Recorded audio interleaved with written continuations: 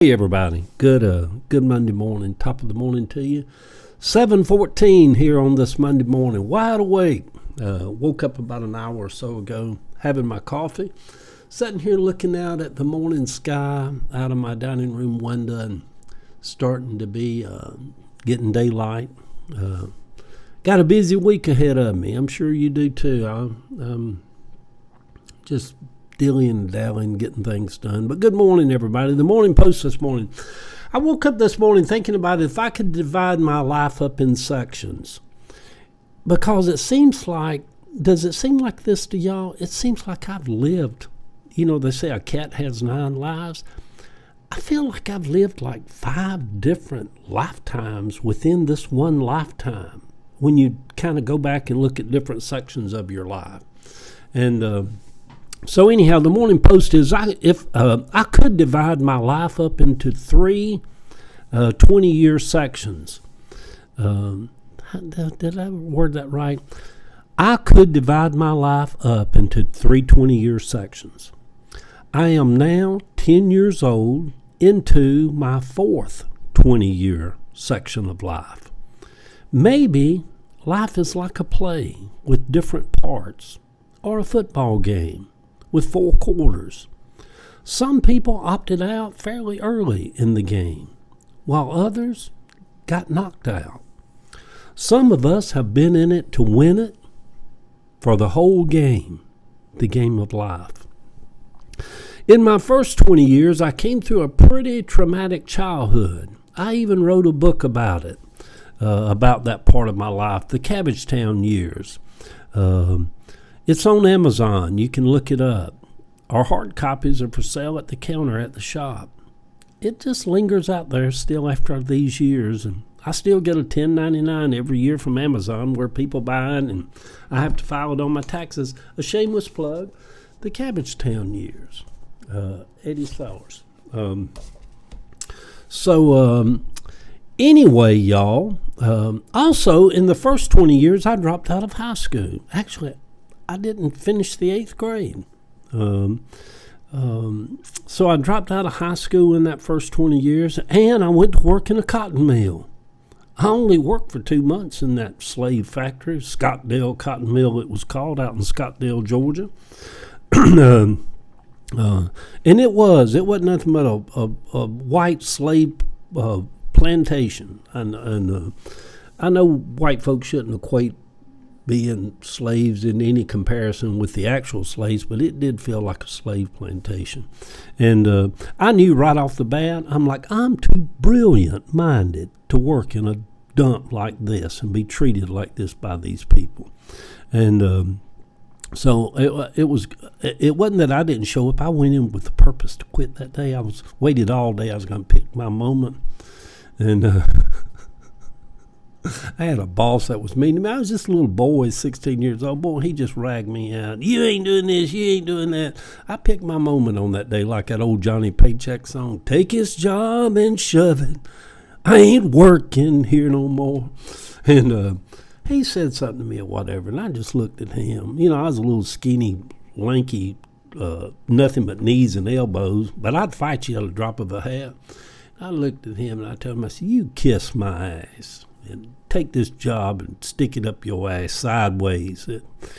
Called his mama a few names on top of it and quit. But I'd premeditated it, pre-planned it. But anyhow, it did feel like, Lord, I had pity for the people that had to work there all them years and put up with all that.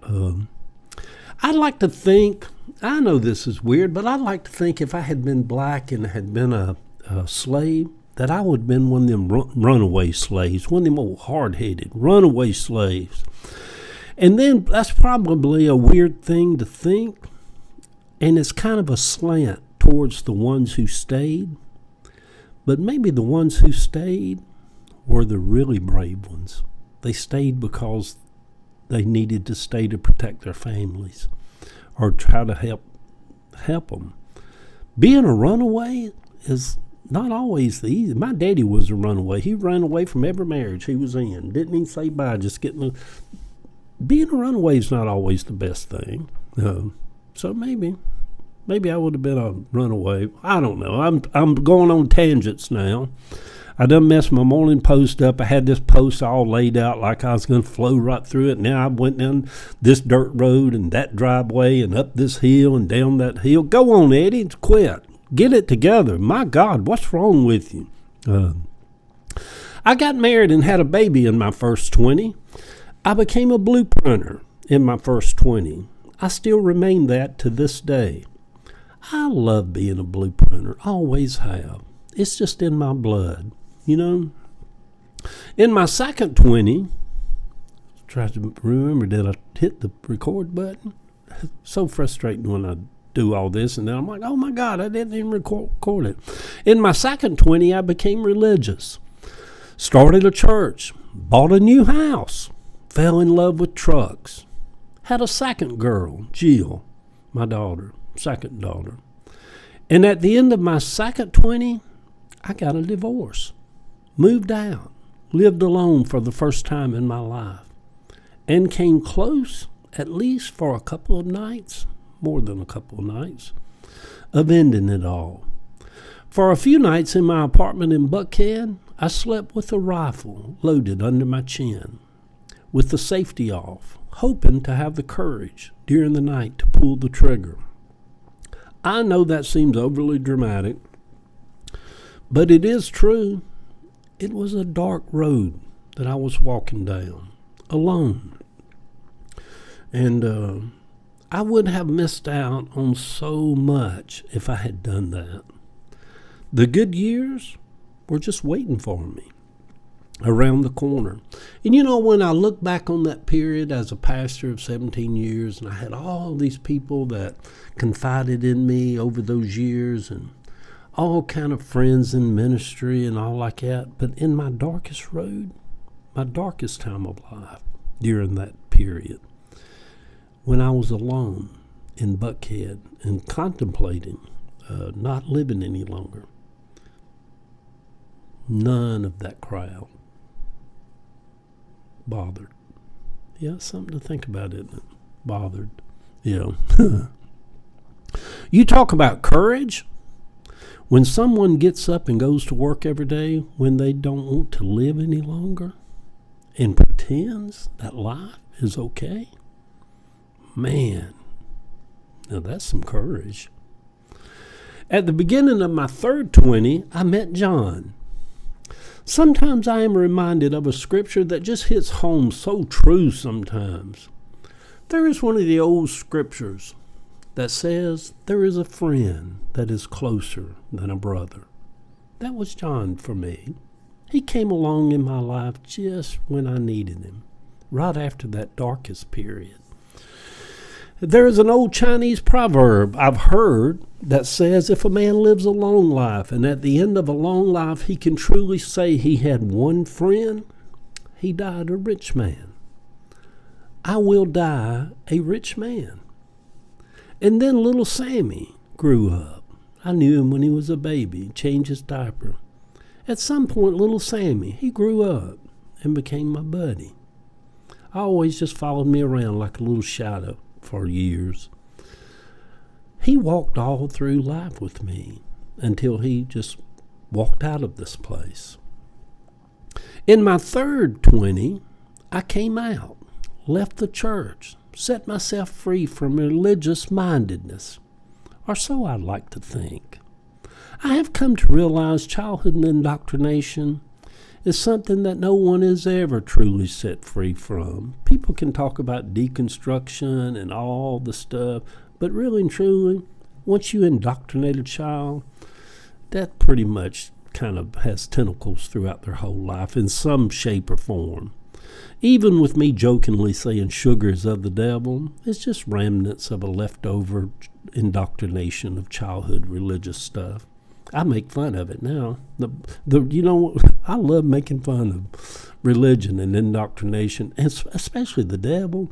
This fictitious devil that never existed and doesn't exist now. I love mocking and making fun of him because in a way I'm kind of mocking and making fun of people who's like, oh, you don't play with the devil. Oh, pun, grow up. There's a part of your brain you're not tapped into yet. and it lets you understand what's reality and what's not reality. Anyhow, I digress. So I sit here this morning, 10 years old, into my fourth 20-year section of life. Life is still an adventure. I could write volumes of each 20-year section. Do you realize how much life you can pack into a 20-year section? No wonder the gray hairs and the wrinkles are coming out on me. Good Monday morning, sweet people. I head down to the Fulton County Tax Assessor's office this morning to apply for a tax break, homestead additional tax break on my property tax, which you can apply for once you're turned 70, which I did last year. So there's something always to remind us that we're getting older. I'll take that 70. Man, taxes are crazy high here in Atlanta. If I can get a little break on them being 70, I'll go down there and do what I can do. My life has been a good play. I am the star in part 4. I am playing quarterback now on the football team in this game of life. Who knows? I may even luck up and throw another touchdown right toward the end of the game. The picture's over on my Facebook page this morning.